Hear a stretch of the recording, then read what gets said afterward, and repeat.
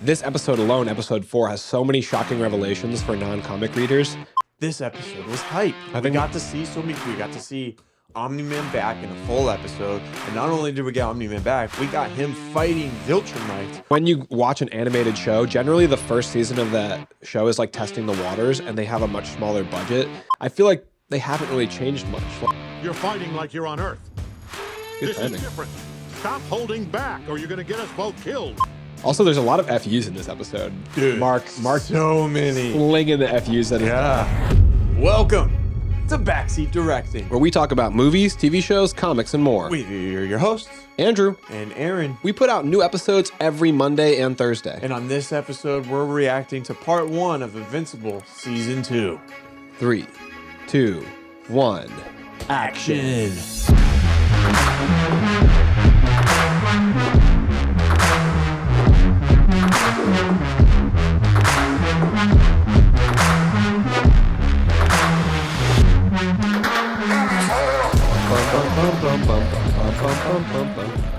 All right, Andrew. It's a bittersweet moment. We got season 2 of Invincible, but only part 1. We've got to see half of it. Episode 1, 2, 3, and now 4. They were coming out on Amazon Prime week to week, and we said it last episode that we did. We've been doing an episode for each episode, a reaction, and we're talking about last week how the episode to episode, week to week, is not our thing. We did not like this viewing experience nearly as much as we did for season 1, and we were kind of debating back and forth if that's why we're not liking season 2 as much as season 1, is because we just got to consume it all at once so fast last time. Well, season 1, I was watching it week to week. Were you? You got it into it after all the episodes were out, I think. Yeah, I did. I didn't realize that you were watching it week to week. I So watched- then how does it compare this time around? The season 1, I got the first 2 episodes off the bat, which was nice because you get really sucked in at the end of episode 1 of season 1. So Yeah. that rolled really nicely into the second episode. And then at the point in time I watched it, the third one was just a couple days out. So like the first arc of the show went a lot smoother for me when I watched season 1. And also I had the entirety of the season to consume, whereas I only have the first half with the way that they're doing a mid-season break this season. So it was just a lot more steady, and it felt like the episodes rolled into each other better, and it felt like there was more packed into each episode. With that said, we're obviously still huge fans of Invincible. We read all the comics. We read 144 issues of the Yeah. comics. So We've consumed a lot of Invincible. We spent a lot of time. Me, even more so because I read slow. yeah, I spent a lot of time with Invincible. we're going into season 2 as a completely different perspective because now we've already know the story. We in have a sense. expectations. Yeah, and that's- higher expectations from the first That's, season. I think, almost a negative.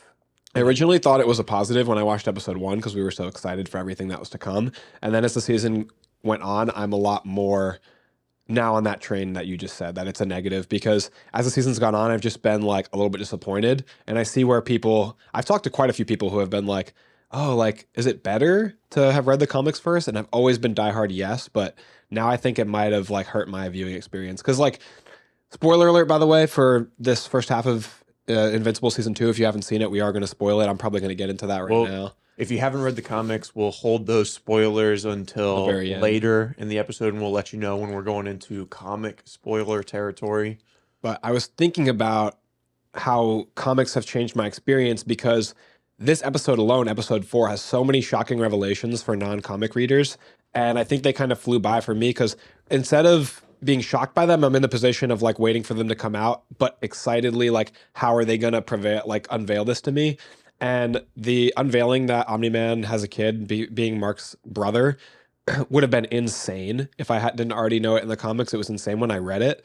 The Viltrumites popping up as Nolan is saying, it'll take a little while to train. We'll use like a couple weeks or months. And then boom, the Viltrumites like explode onto that planet would have been mind blowing. Also, that, oh my God, we're about to have a Viltrumite fight with like, we're about to see other Viltrumites again. In the third episode, seeing Alan get killed would have been mind blowing. And then like the end of this episode, when that guy comes back, was his name Tobin or something? When he comes back with his guts spilled open and breaks Omni-Man's back, and then General Krieg showing up and like carting him off and giving Invincible the responsibility of like being the Viltrumite stationed at Earth. Like all of that would have literally just been melting my mind the whole time I was watching it, but instead I knew it was all going to happen. So I think it drastically like decreased my viewing experience of that episode, which I would have probably been much higher on this episode if I hadn't read the comics. Yeah, I watched this episode and immediately texted you like, "Hey, what'd you think of this episode?" And you were like, "It was okay." I was like, "What do you mean? This episode was back. You know, this was like peak Invincible of what we loved, and this is like the episode that we kind of fell in love with the character originally. Like this episode was hype. We got to see Omni-Man back in a full episode, and not only did we get Omni-Man back, we got him fighting Viltrumites who are supposedly just as strong, and he's one of the stronger ones. So we get to see him take on 3. It was basically 3 versus 1.5. Yeah. You know, with A kid Viltrumite, basically. Right. No experience. Exactly. So like he's never really experienced like Viltrumites outside of his dad. You know, so like him going into this fight in that part where Omni-Man's like, "You need to fight to kill, or you're gonna get us both to die." You're still fighting like you're on Earth, Mark. Yeah. Like it was so good and it hit so hard. And I'm like a little sad that you didn't think this episode was as baller as it was. I think my problem was just with my expectations partially, but also like Ryan Otley made a post on Instagram showing the sequence side by side of like Mark and Omni-Man so fighting. cool, right? And I just pictured that so much cooler in my mind when I could see in between the panels in like my imagination. And then what they chose to do in the episode is towards like the climax of the fight, they showed a bunch of still frames of the fight, like reminiscent to a comic book, which is a cool creative choice. But like me coming from having read the comic book, where the art is already better than the art is in the show, I want them to make up for that difference in like definition with the movement aspect. So I don't want to see that creative choice of the still frames. I want to see what happens in between the still frames. I wanted them to like really show those heavy hits, and especially like I get where you're coming from, but man, it was so cool. in my mind when I compare this Viltrumite fight to the last Viltrumite fight we saw, which was Mark versus Omni-Man, this had a lot less emotional weight and just was a lot less visually impressive in terms of like the choreography and the action. I think the emotional weight is there, but I think your expectations are you just know the story now. The expectation's just really high. When Yeah. he stopped, there's really cool parts. Like when he's bent over that Viltrumite screaming at him, like, "You thought you could fight, like you're worth," like when he's like, "Am I weak now?" Like that was insane. That was awesome. Like Nolan just going in on this guy. And then when he stops and grabs Mark by the throat, he's like, "Why do I feel like this? I'm not supposed to feel like this. They're fragile, insignificant beings." Like it just puts into frame the same way he feels about humans, because they're bugs with a short lifespan. To them, humans are just also bugs with a slightly longer lifespan than those bugs. So it really like gives you insight into his character. Like the shift of Mark now being stationed as a Viltrumite on Earth is like a huge development that will drastically impact the rest of the series. Like you're watching this as a non-comic reader, you're like, what's he going to do? What decisions is he going to make? How's he going to operate from this? An army of Viltrumites comes down to Earth and sees he's not doing his job. What's going to happen? Mark's dead. Like you're so worried and wrapped up in it. Whereas I'm like, why wasn't the fight a little bit better animated? Like, you know what I mean? Like there's so much more. You entitled snob.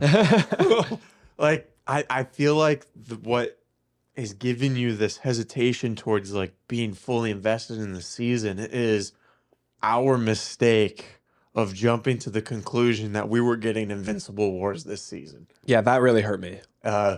Like when we did that trailer reaction video, and you can look back, we were through the roof excited. That is the most genuinely excited I've ever been in any of our trailer reaction videos. And you hadn't seen the trailer yet, so it was like your actual reaction. And we were so wrong. Which of course we were wrong. That's in Compendium 2. We're not even through Compendium 1 yet. Like, what were we thinking? He doesn't even have the same suit yet. You know, like, so I think because our expectations was Invincible Wars, which in my opinion is the peak of the entire series, and not getting that, like, yeah, of course the rest of the season is going to be just a disappointment. To be clear, just because it's the peak of the comics potentially doesn't mean it's the peak of the show, because they could totally change stuff. They could make other stuff better. So don't feel like the show's gonna just go downhill after Invincible Wars. The comics doesn't even feel like it goes downhill. It just has to be at a this climb. point. I don't even know if we're going to get Invincible Wars next season. We'll have to see. because there's so much more that they could do. Yeah. The whole like part with the Sequids is a pretty big arc too, like later in the comics after this. But yeah, man, I'm I'm not like I don't think it's bad. I'm just a little bit disappointed because another big thing for me is that when you watch an animated show, generally the first season of that show is like testing the waters and they have a much smaller budget. Like the main thing that comes to mind for me is like Archer season 1. There's a big difference in animation in Archer later in the seasons after season 1, or like Futurama or something. Like they're not confident that the show's going to be a hit yet. And Invincible's a huge hit. I mean, they greenlit 2 seasons immediately. So then I think, oh, they're going to pour a bunch of money into it. Pay, like the animators are going to really like, not that you would want to drastically change the animation style, but it just like Improve upon it. it tends to get smoother and a little bit more detail. And like I feel like they haven't really changed much. Like that issue in the first season where you'll see Nolan flying sometimes and he looks like he's being Just a cutout. dragged with a cursor on Photoshop, like, or on like Adobe Illustrator, like that I feel like should have been entirely absent from this season, but I feel like we see it in this season still sometimes. Yeah, when we they're see it flying. quite a bit. I mean, the first season, the story's so new, right? So like you can almost forgive the animation a little bit. And they were really creative with their fight scenes, which keeps you involved. But now I mean, I totally see it. Even in the first episode, you know, like the animation's really cool, but it's not like some other shows out there. Dude, the animation Like- in Adam Eve's fight scene in the Adam Eve special is better than anything we've gotten this season. I would agree. That was the best fight scene that we've had from Invincible this season as well. And I think the animation was just a little bit smoother. Like it still all kind of looks the same, you know, like it's got the thin lines, the minimum detail, the bright colors, not a ton of shadows, you know, like the animation isn't much different. It's just the choreography and like what they did with the animation was bigger, was more, you know, and the fight was longer. Super creative. Yeah, it was their like powers. it was like a season finale fight in that one episode, you know, and like I want to see a little taste of that through each episode, and I think we've only really gotten that a little bit in the first one, a little bit in the fourth one, not much in the middle two. I mean, we got to see Alan get totally Blasted. wrecked. You know, like does that even count? Yeah, Like, but even that fight wasn't much in terms of like visual. that's what I'm saying. Like it was shocking, but it wasn't anywhere close to the Adam Eve fight. But also coming from Blue Eye Samurai, which we've done an episode on, you can check that out. But we've mentioned in our other Invincible episode. But like the animation in that is like top tier. you Animation know, and like- story. It's Yeah. overall better than Invincible, which hurts me to say. Yeah, I think The show that came out of nowhere for me that I had never heard of is like topping like one of my favorite stories. yeah, we talked about the animation of season 1 into season 2. Like after season 1 ended, I remember we were talking how like, oh, I'm really excited to see if they change and improve the animation. Like I would like to see like thicker lines, you know, like at least outline lines, you know, like kind of like Batman: The Long Halloween. Well, that's how Ryan Otley draws Yeah. the comic. That's why, like, I Yeah. assume we both want to see that because, like, the thing that comes to mind is further in the comics when there's like a bunch of characters that form like a alliance and they're standing in a team. You know what I mean? That drawing, it's like a full frame. You see Invincible in the full frame, Alan the Alien, a bunch of other characters. Like that, the line work is just amazing. Yeah. Like the definition, even when I just got the skins for the Invincible characters in Fortnite, just looking at them, like their line work and definition is like stronger than it is in the TV show. Yeah, it's the art in Invincible, especially in that second compendium. It's amazing. It's so detailed. So much time goes into that like one panel. Well, I you know? think specifically in this fight with the Viltrumites on Thraxa, where I feel like I remember Ryan Otley really coming into his own, like in the Invincible comics, into this style, and like really where I remember first being super blown away, and like the shift from him as the artist to Cory Walker became like really, really evident in like this arc to me.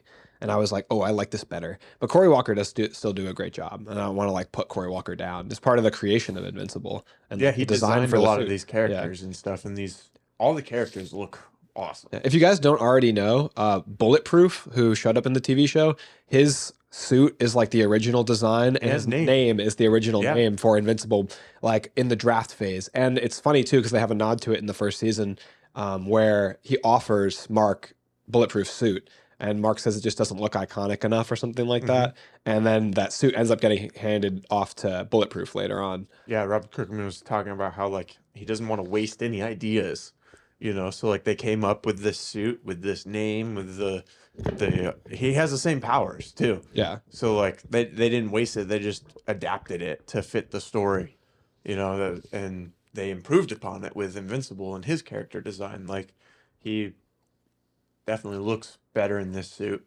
and the name is way more iconic than Bulletproof. Bulletproof kind of generic, right? I'm invincible. Yeah. I know that I know I'm talking down on it a lot, but I just want to I want to pick on my critiques and just try to put my finger on what's like bothering me. But it also I find it hard to watch every character have a digression or regression rather than a progression. I feel like it's the same for like most people in the show. Like Eve is having a regression. Debbie's having a regression. Nolan, Mark, like none of them are really like. I guess you could argue Mark is having a progression, like becoming a better person, but like so many people are spiraling, and I'm watching like even Donald spiral and watching so much time of Debbie spiraling. Like I just don't feel like the screen time for the spiral is necessary. Actually, like some of our complaints on Invincible, I have like our hate comments pulled up from TikTok if you want to hear them. Yeah, let's hear that. So we did a video during our review of the 3rd episode of Invincible. We talked about how kind of some of our complaints with the show, and Arron talked about how episodes 2 and 3 feel like filler because we're not getting a lot of progression of the main story. And we just got a bunch of people that think that that was a terrible opinion. You clearly haven't read the comics. This person says, this season is peak. Y'all are tripping. Nothing has been filler. Everything has had a purpose. I don't necessarily feel like... I feel like we're disagreeing on what filler means with a lot of these people. Like we got somebody that says... I don't understand. Do you not want plot lines? Every episode is going to be a setup episode. Every episode is going to be a setup episode? Question mark? I don't know what they meant by that. But we got people calling us yappers, saying biggest yappers, saying that we don't know what filler means. But I feel like there's filler content in the episodes. I wouldn't necessarily call the whole episode a filler episode. I'd say it's like percentage based. But like there's stuff in there that's like maybe more character development than we need to spend time with. Like time with Mark, that's like a little bit too much. Like they're just arcs from the comics that are getting squeezed in there, or a lot of time with Debbie crying. Like we get the fact that Debbie is depressed. Do we need it to be half of the show? You know what I mean? Like she's got no powers. You know who we haven't really spent any time with? The members or the old members of the Guardians of the Globe, like, or the like we haven't seen Robot really at all. We haven't old members of the we team. haven't seen really Rex at all. Well, we got Rex Robot and Monster Girl's date.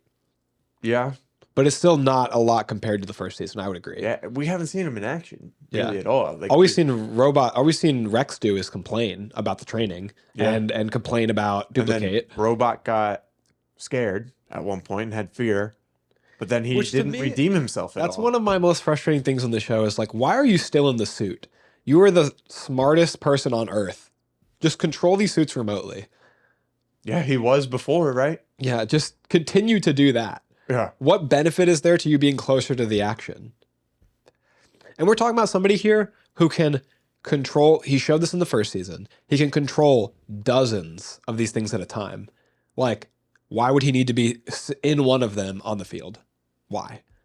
He can literally remotely control these robots and so many of them. It's not like he has like a secret identity or anything. Like, this is all he does. Like, yeah, you're totally right. That's a frustration for me. I'm like, why, Rudy? Why? Are you How is it in the comics? Is he in the suit? Definitely in later points in the comics. Definitely later on. I'm not sure about at this exact point, but he's controlling hundreds of them remotely. Yeah, and I only remember him being in the suit like if it mattered. Like, and he physically needed to be in the suit to protect himself because someone was going after him. Yeah. I don't think it's necessary for him to be in the suit, but hey, what do you know? I'm just a complainer. Well, at least not out there. You can chill in the suit back at base, right? Yeah. Have another one out there in the battle. Exactly, and you're still protected. But I defend our stance. I think it feels filler-esque at a lot of points. I agree. Is there any other comments that you want to read off? We got a lot of agreements in our post about why on earth would you do half like a mid-season finale. Oh yeah. And it's like that TikTok meme where he's like, I wrote me at me at Prime headquarters when they talk about doing a mid-season break for Invincible. And he's like, use your head. Yeah. But, And the problem with it for me is like, we don't even have a date for it to come back. Yeah, apparently it's like what, 2 to 4 months is the expected. That's ridiculous. Like, I'm going to forget. I'm literally going to have to rewatch these 4 episodes. That's what they're hoping for. That's what they're betting on. I know that's so annoying, right? They're Like, winning, dude. I feel like more people are likely just not to come back. I feel like some people won't. Yeah. Yeah. Especially if people weren't particularly enthused with this first half of the season, they definitely won't. Yeah. I do think for people who haven't read the comics, season 2 is doing well, though. One of my friends, I've been trying to get him to watch Invincible for like, since I watched, so like 2 years now, right? And he finally came up to me this past week and he's like, hey, I finally watched Invincible. I thought it was okay, which I was like, bro, get out of here. And then he told me that season 2 is better than season 1. And I was like, really? Cracked. Really? First, you're going to tell me that you didn't like it that much. And second, you're going to tell me season 2 is better than season 1? That's an insane That's thing. crazy. That's crazy. Well, But season season 2 is good. Like, go back and look at the different points that we've touched on throughout the season. Like, it has some pretty high highs, you know, like the fight with, and I know you were complaining about it a little earlier, but you just like to complain. The fight with Omni-Man versus the other Viltrumites, it was cool. I was on the edge of my seat watching. Like, well, when Mark had his comeback moment too, it was great. Yeah. When Mark, like I love that Invincible music, like it starts to swell when he's fighting that female Viltrumite. Let's watch that scene right now. We're gonna pull it up. We're gonna turn the sound off. You know, so. But yeah, man, it was just epic. You know, like look how tough he looked when he landed there. You know, something so simple. And this is already going into the part where you were talking. Like the dialogue here is really good, where he grabs Mark and he's like, "Why do I feel like this?" You know, like these lives matter even less than human lives. You know, and like he's done the same thing that these Viltrumites have done in the past, you know, but now he's feeling a different way. And it's all because of Mark and Debbie, you know, like he created attachment and he saw things from a different light from what he was raised, you know, and it goes to show you like nature versus nurture, you know, like which one's stronger. It's like, well, they both have a really big impact. And yeah, I mean, his experiences are basically overriding thousands of years of programming and training. So yeah, you see and the dialogue here is so good, you know, which it is in the comics too. But look how ready Omni-Man is. He's like, let's go. And yeah, man, this scene was great. he's got one hand covered in blood and the other hand clean, showing the 2 divergent paths going on in his personality right now. Look at you pulling parallels. So it does seem like season 1 is overall rated a little bit higher than season 2 based off IMDb measurements. Mm-hmm. So Nolan is trying to take right here what he thinks is like the stronger of the 2 opponents to leave Mark with the weaker. Sexist. Am I right? Come on, Nolan.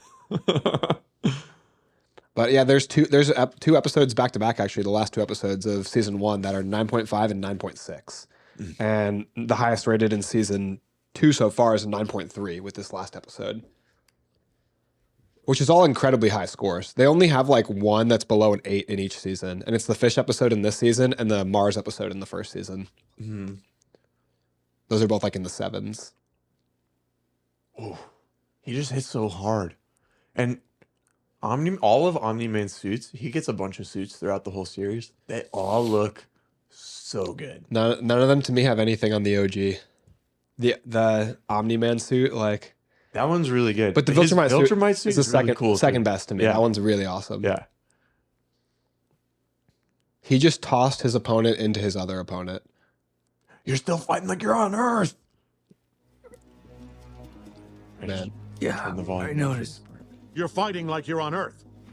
good This timing. is different. Stop holding back or you're going to get us both killed. I'm not holding back. Yes, you are. She's trying to kill you, Mark. If you're not trying to kill her, you're going to die. Don't think. Act. You need to fight like a Viltrumite. No, I don't kill people. If you don't do this, we're all dead.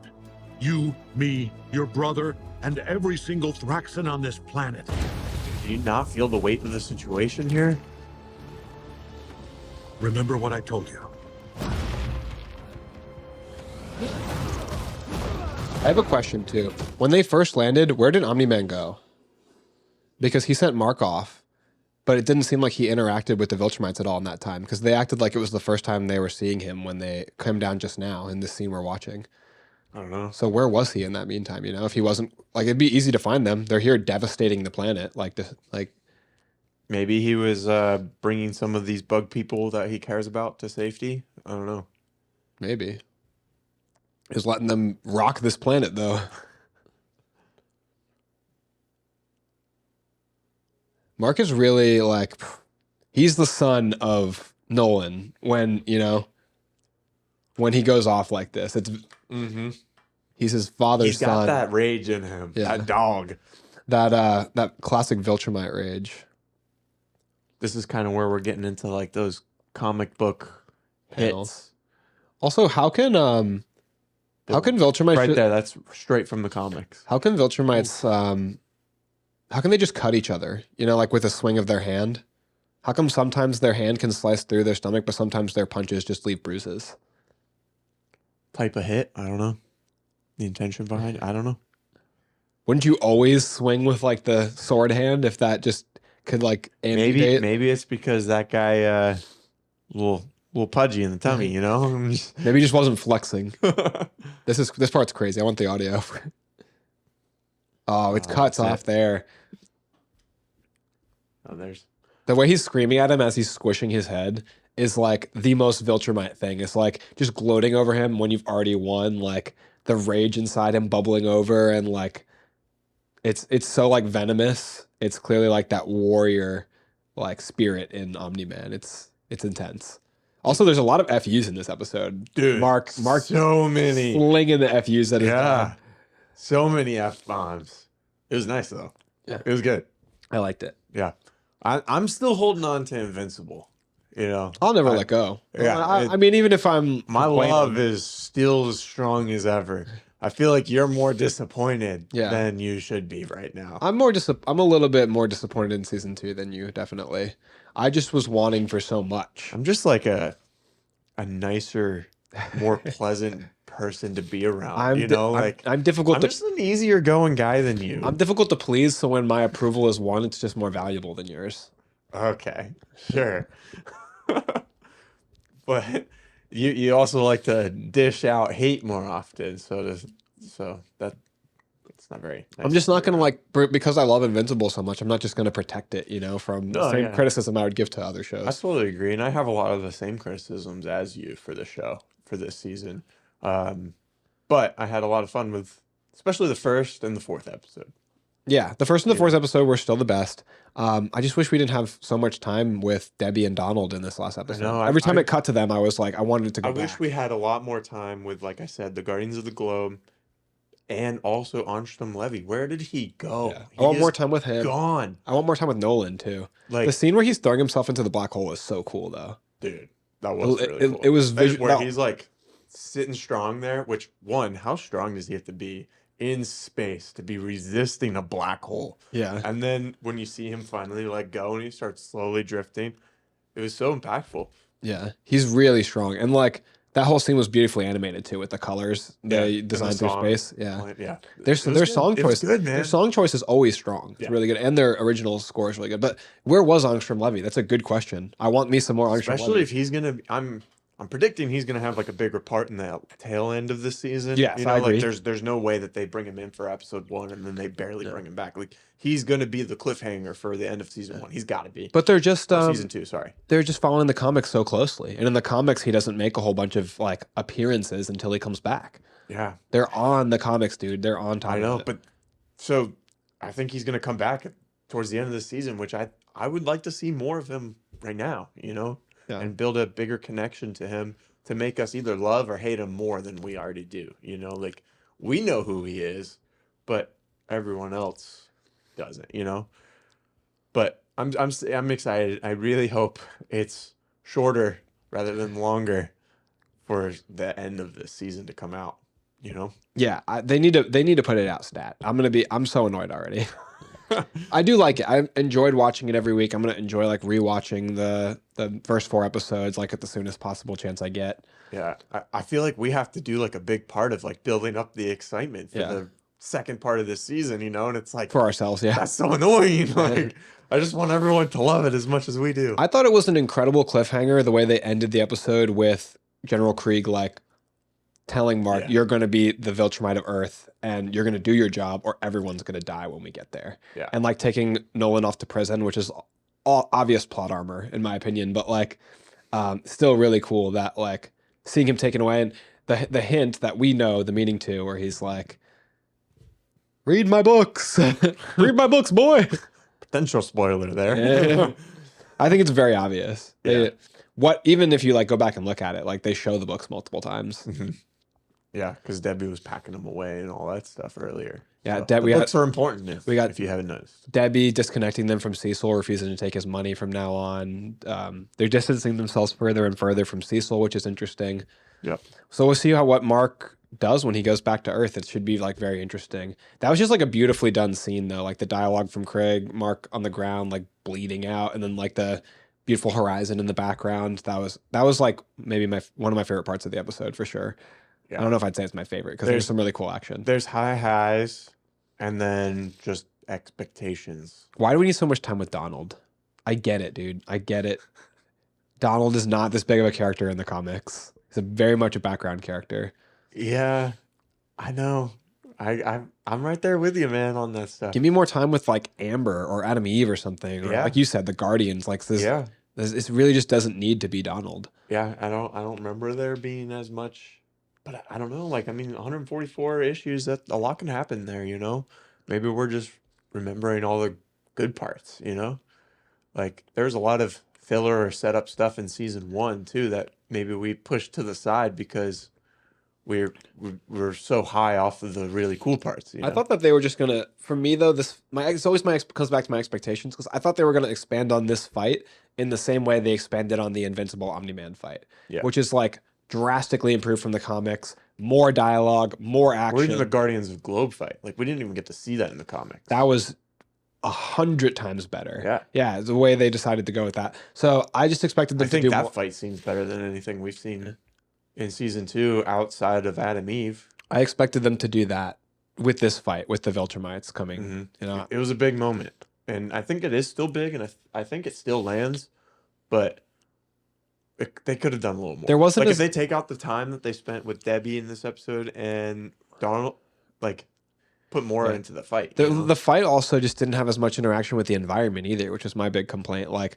the fight with Omni-Man and Invincible in season 1, the finale shows like the devastation. Man. When they're taking out a building, it's like, wow, these Titans are fighting and they're so powerful. It's You have so destroying many Earth. needs. I want them to break Thraxa in half. Like I want the fight to be shown on the planets. Like What do you think people are gonna say when they like watch our short film and stuff, and they're like, I want more of this and Hey. this and this, and then we're like, we didn't have time, we didn't have resources. they're like, wow, you complained about Invincible season 2, and Yeah. this is what you made.